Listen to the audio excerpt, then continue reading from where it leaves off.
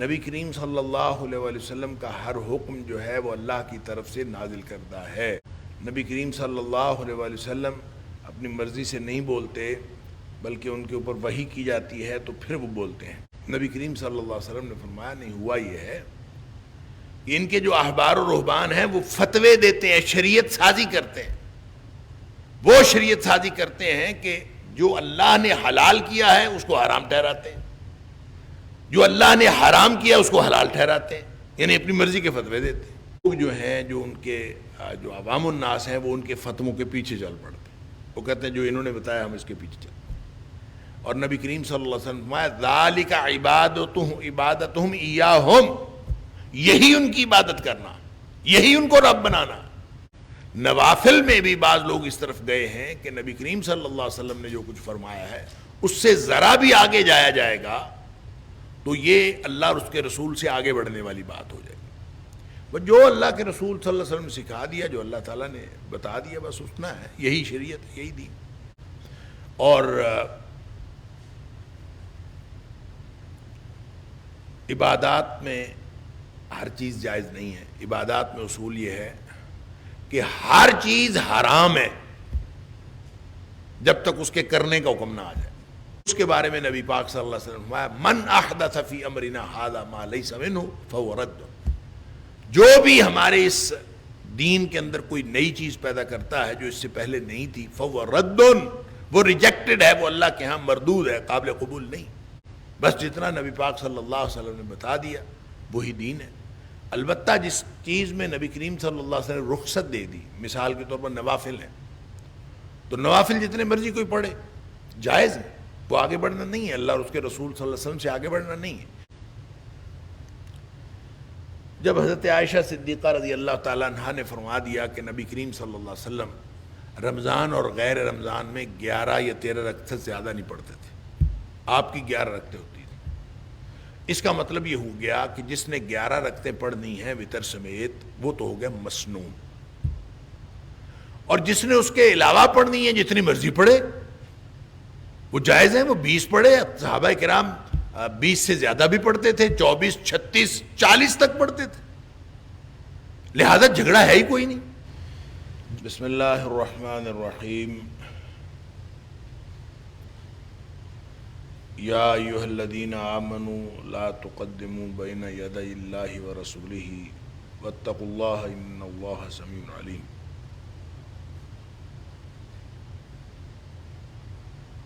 اے وہ لوگو جو ایمان لائے ہو، اللہ اور اس کے رسول صلی اللہ علیہ وآلہ وسلم سے آگے نہ بڑھو، واتقوا اللہ، اور اللہ سے ڈرتے رہو، ان اللہ سمیع علیم، بے شک اللہ تعالیٰ سننے والا اور جاننے والا ہے۔ تو یہ جو پہلی آیت ہے اس میں اللہ اور اس کے رسول صلی اللہ علیہ وآلہ وسلم کے حق کی بات کی گئی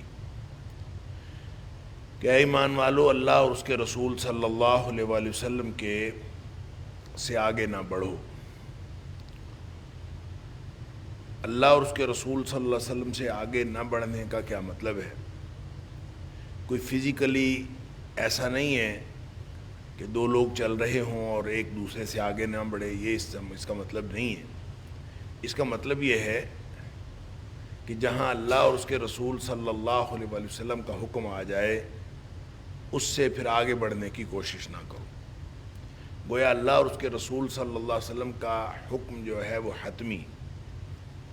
یہاں ایک بات تو یہ سمجھنی چاہیے کہ اللہ کریم نے، جب بعض مفسرین نے لکھا ہے کہ یہ اللہ کے حق کے بارے میں یہ جو سورہ حجرات کی پہلی آیت ہے یہ ایک آئینی شک ہے جو اللہ کے حق کو واضح کرتی ہے، اور صحیح بات یہ ہے کہ صرف اللہ کے حق کو واضح نہیں کرتی، اللہ اور اس کے رسول صلی اللہ علیہ وسلم کے حق کو واضح کرتی ہے۔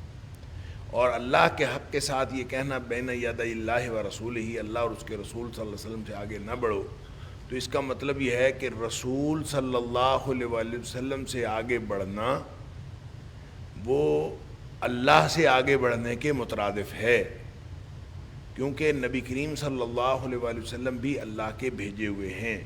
نبی کریم صلی اللہ علیہ وآلہ وسلم کا ہر حکم جو ہے وہ اللہ کی طرف سے نازل کردہ ہے۔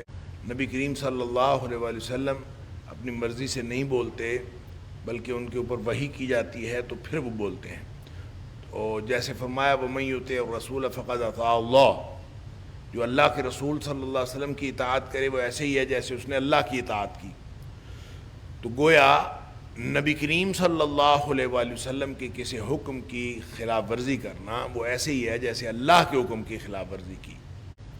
لہذا جہاں اللہ اور اس کے رسول صلی اللہ علیہ وسلم کا حکم آ جائے اور اس کے بعد کسی کو اس سے آگے بڑھنے کی کوئی گنجائش نہیں ہے، کوئی کسی کے لیے کسی کو حق نہیں، یا دوسرے لفظوں میں یوں کہہ لیجئے کہ کسی کے پاس کوئی اختیار نہیں ہے کہ وہ شریعت سازی کرے. شریعت اللہ اور اس کے رسول صلی اللہ علیہ وسلم کے حکم کا نام ہے، لہذا اس سے آگے نہ بڑھو، کتاب و سنت کے خلاف کوئی بات نہ پیش کی جائے. اس کا مطلب یہ ہے کہ جو شریعت ہے وہ صرف اور صرف اللہ اور اس کے رسول صلی اللہ علیہ وآلہ وسلم کے احکام کا نام، یہ ہے دین، یہ ہے شریعت.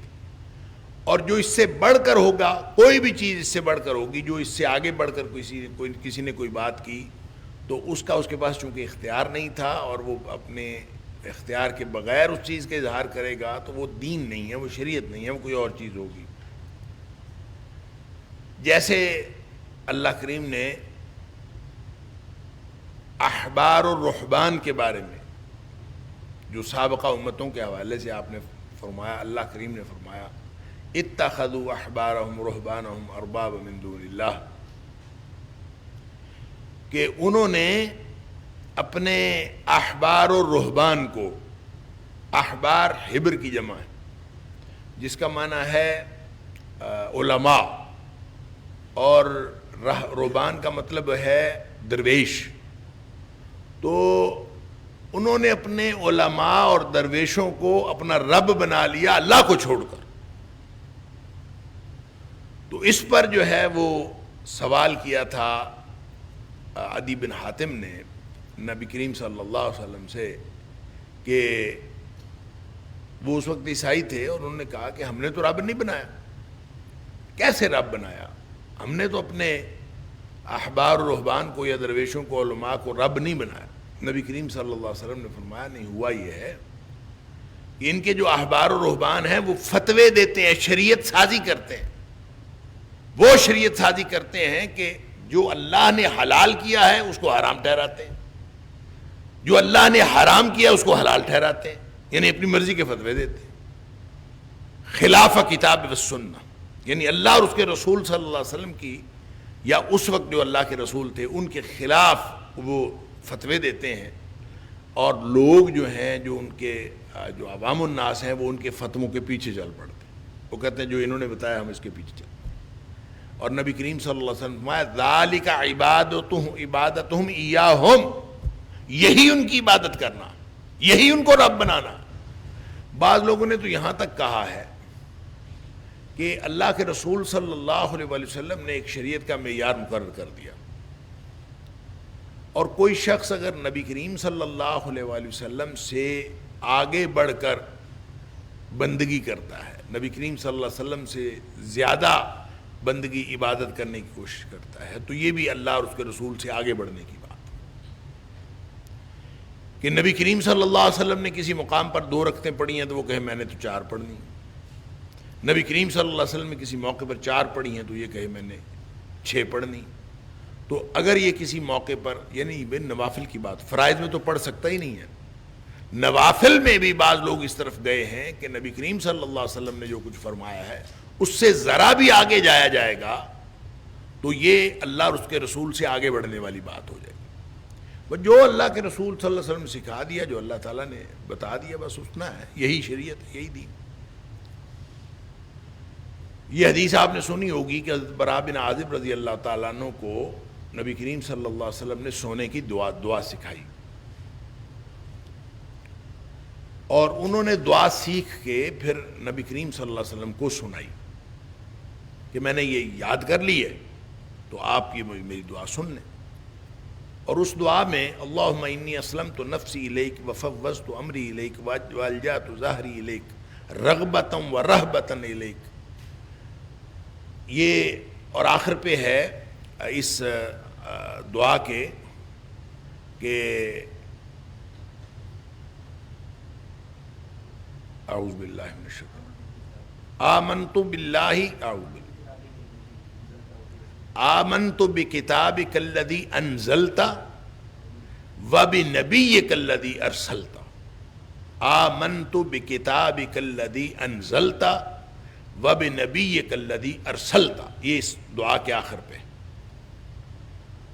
اب وہ انہوں نے سناتے وقت نبی کریم صلی اللہ علیہ وسلم کو جب واپس سنائی تو انہوں نے کہا کہ میں نبی کی جگہ رسول لگا دیتا ہوں، وبنبیک الذی ارسلت ہے، تو ارسلت کے ساتھ رسول کی مناسبت زیادہ ہے، تو انہوں نے نبی کی جگہ رسول کا لفظ لگا دیا، اور انہوں نے کہا کہ آمنت بکتابک الذی انزلت وبرسولک الذی ارسلت، یہ یوں کر کے انہوں نے یہ دعا نبی کریم صلی اللہ علیہ وسلم کو سکھائی تھی نبی پاک صلی اللہ علیہ وسلم۔ تو نبی پاک صلی اللہ علیہ وسلم فرمایا نہیں، اس طرح سے دعا نہیں ہے، میں نے تمہیں جو سکھایا ہے وہ ہے بنبیک الذی ارسلت، یعنی اپنی مرضی سے تم مناسبت قائم نہیں کر سکتے۔ جو الفاظ نبی کریم صلی اللہ علیہ وسلم نے سکھائے ہیں ان الفاظ کے اندر جو حکمت ہے وہ دوسرے الفاظ کے اندر حکمت نہیں ہو سکتی۔ جب نبی پاک صلی اللہ علیہ وسلم نے بے نبیک الذی ارسلت سکھایا ہے تو ہمیں بے نبیک الذی ارسلت ہی کہنا پڑے۔ تو اگر کوئی شخص اس سے زیادہ کرتا ہے تو وہ آگے بڑھتا ہے۔ بلندی چڑھتے وقت اللہ اکبر کہنا ہے، اترتے وقت سبحان اللہ کہنا ہے۔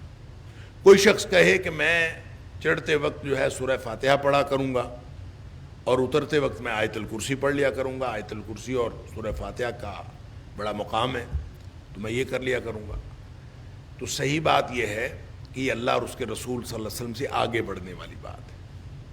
اور وہ پورا قرآن بھی پڑھ جائے، سورہ فاتحہ اور آیت الکرسی کیا، وہ پورا قرآن بھی پڑھ جائے تو اس کو وہ فائدہ نہیں ہو سکتا، وہ ثواب نہیں مل سکتا جو اجر اس کو ملے گا سبحان اللہ اور اللہ اکبر کہنے کا، چڑھتے ہوئے اللہ اکبر اور اترتے ہوئے سبحان اللہ۔ کیوں؟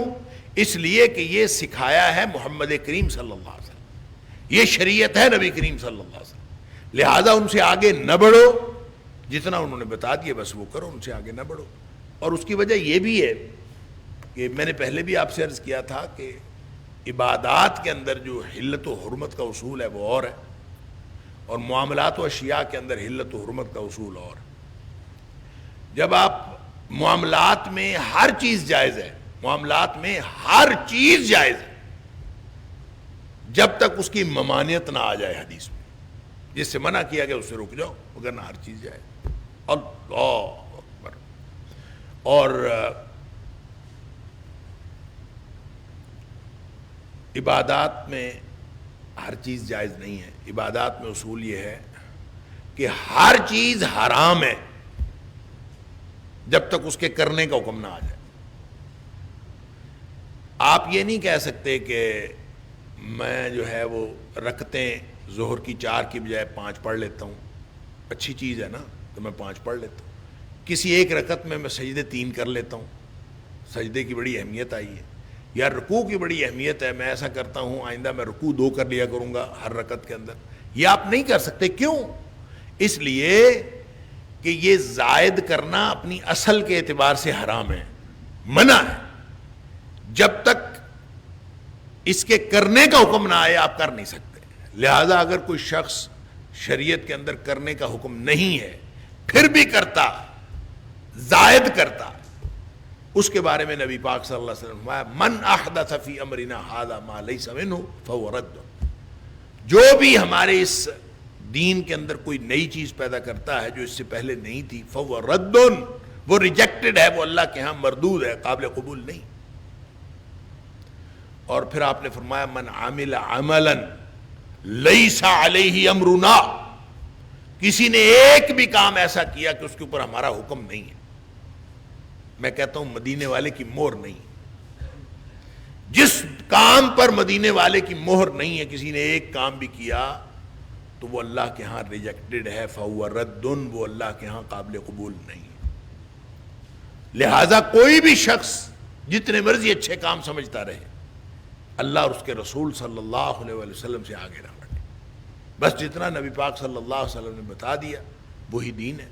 البتہ جس چیز میں نبی کریم صلی اللہ علیہ وسلم نے رخصت دے دی، مثال کے طور پر نوافل ہیں، تو نوافل جتنے مرضی کوئی پڑھے جائز ہے، وہ آگے بڑھنا نہیں ہے، اللہ اور اس کے رسول صلی اللہ علیہ وسلم سے آگے بڑھنا نہیں ہے۔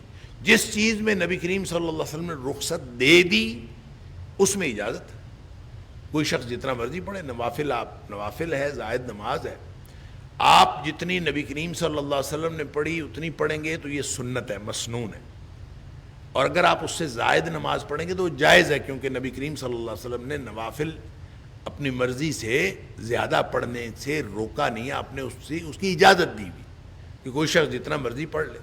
لہذا لوگ جو ہیں وہ جتنا مرضی، یہ رمضان میں بڑا مسئلہ کھڑا ہوتا ہے کہ تراویح جو ہے وہ 8 ہے کہ تراویح 20 ہے، بڑا ایک شور مچتا ہے ہر رمضان۔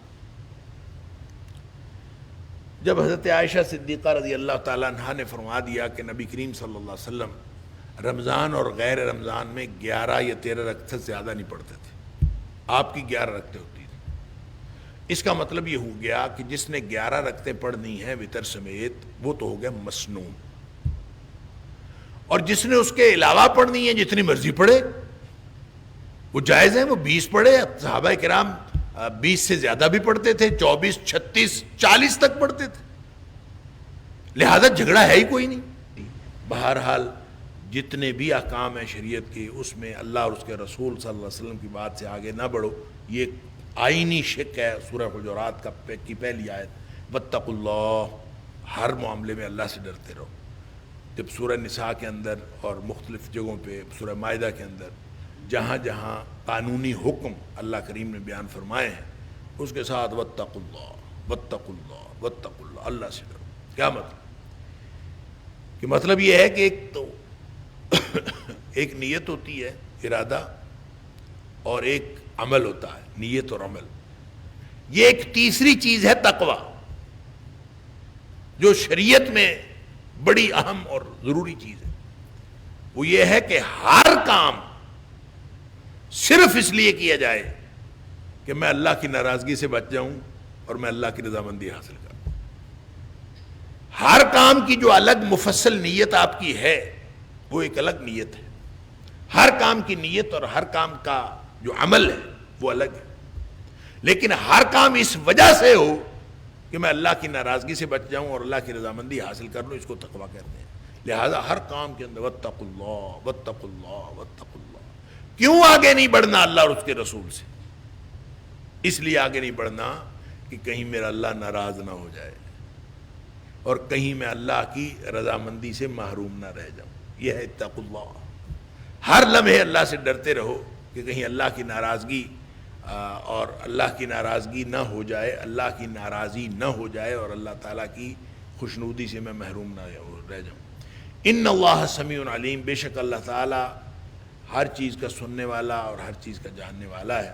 یعنی کوئی بھی بات تم کرو گے، کوئی بھی عمل تم کرو گے، اللہ تعالیٰ اس کو سنتا بھی ہے، اللہ تعالیٰ اس کو جانتا بھی ہے۔